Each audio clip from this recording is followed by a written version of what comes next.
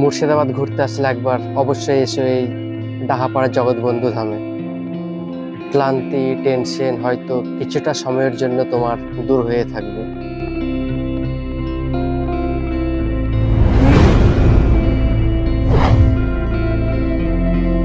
কাছের railway station হলো ডাহাপাড়া ধাম, এবং তোমরা যদি হাজারদুয়ারির দিক দিয়ে আসো তাহলে টোটো ভাড়া করে আসতে হবে এখানে।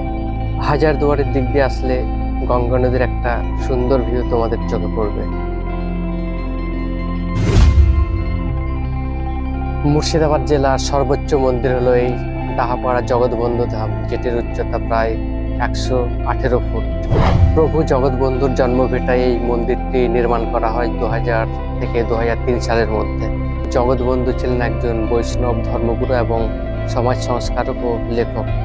তার জন্ম এই ডাহাপাড়াতেই হয়েছিল, কিন্তু তাদের পৈতৃক নিবাস ছিল বর্তমান বাংলাদেশের ফরিদপুর জেলার গোবিন্দপুর গ্রামে।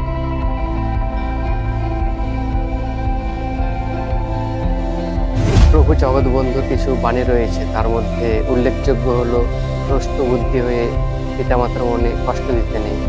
যে সংসারে শান্তি পায় না সে সংসার ত্যাগ করেও শান্তি পায় না। জীব দেহে নিত্যানন্দের বাস, জীবকে আঘাত করিলে নিত্যানন্দকে আঘাত করা হয়।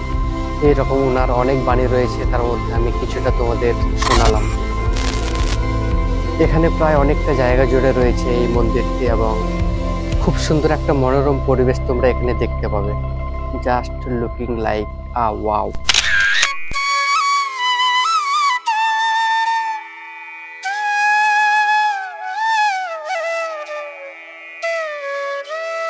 আজকে আমি ইভিনিং টাইমে গিয়েছিলাম, তো সেরকম কোনো ভিড় ছিল না, প্রায় ফাঁকাই ছিল। এখান থেকে তোমরা কিরিটেশ্বরী গ্রামেও যেতে পারো, যেটি বেশি দূরে নয়। এখানে প্রত্যেক দিন দুপুরে প্রসাদ বিতরণও করা হয়। মুর্শিদাবাদে এলে এই জায়গাটাকে অবশ্যই ভিজিট করবে।